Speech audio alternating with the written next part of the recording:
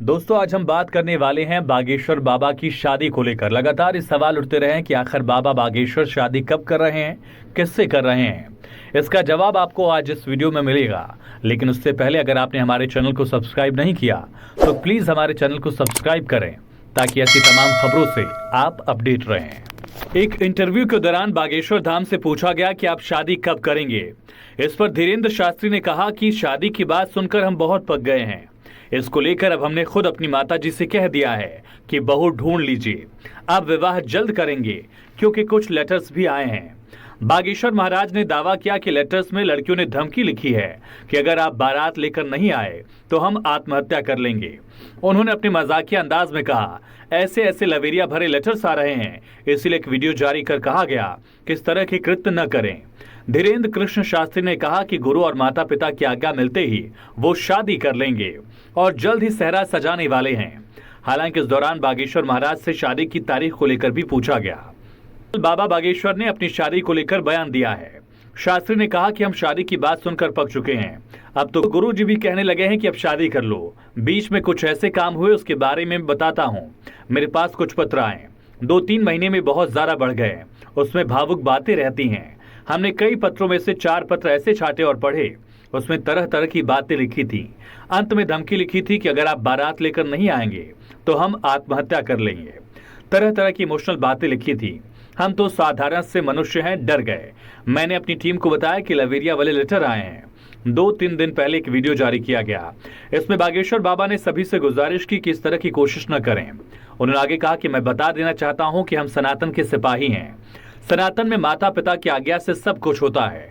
जहां हमारे माता पिता कहेंगे हम वहां विवाह करेंगे। कई प्रपंचों को बढ़ता देखकर मैंने सोचा कि साधु को बर्बाद करना बहुत सस्ता है, एक दाग आपको जमीन में गाड़ देता है। इन सब प्रपंचों को देखते हुए उन्होंने आगे कहा कि हमने सोचा है कि जल्द इस काम को निपटा लेते हैं, फिर आगे के संकल्पों पर बढ़ेंगे। हमने तय किया है कि जल्द ही हम सेहरा सजाने वाले हैं। हालांकि इससे पहले बागेश्वर भक्त मेडिकल छात्रा शिव रंजनी तिवारी का नाम बागेश्वर बाबा के साथ जोड़ा जा रहा था।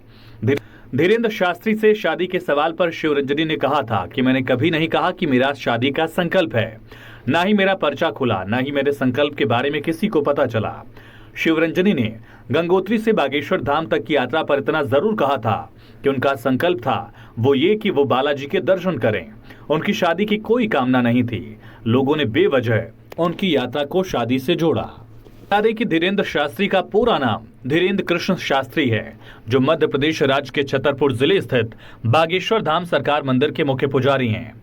धीरेन्द्र शास्त्री पूरी दुनिया में बागेश्वर धाम महाराज के नाम से जाने जाते हैं, जो सभाओं में धार्मिक कथाएं सुनाते हैं।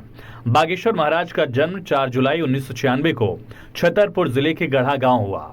वे गरीब परिवार से हैं, जिन्होंने अपनी शिक्षा सरकारी स्कूल से की। बागेश्वर महाराज सोशल मीडिया पर काफी फेमस रहते हैं, उनके वीडियोस भी काफी वायरल होते हैं। वहीं एक और विवादित बयान उनका लगातार चर्चा में है। बागेश्वर धाम सरकार धीरेन्द्र शास्त्री ने क्रिसमस को लेकर विवादित बयान दिया।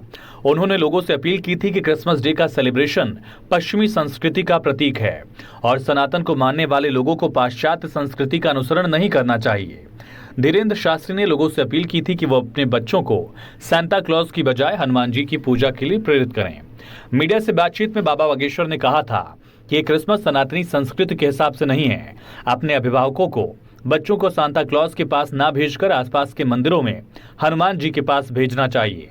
को अपने बच्चों को हनुमान जी, मीराबाई और स्वामी विवेकानंद के आदर्शों की तरफ प्रेरित करना चाहिए, न कि पाश्चात्य संस्कृति की तरफ।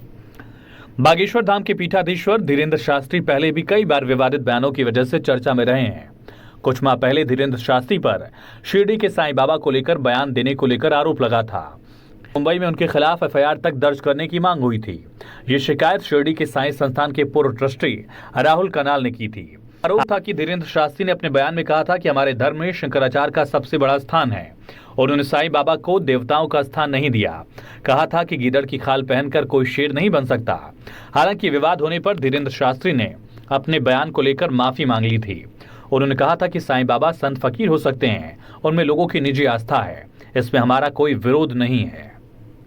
दोस्तों, अगर ये वीडियो पसंद आया हो तो प्लीज चैनल को सब्सक्राइब करें।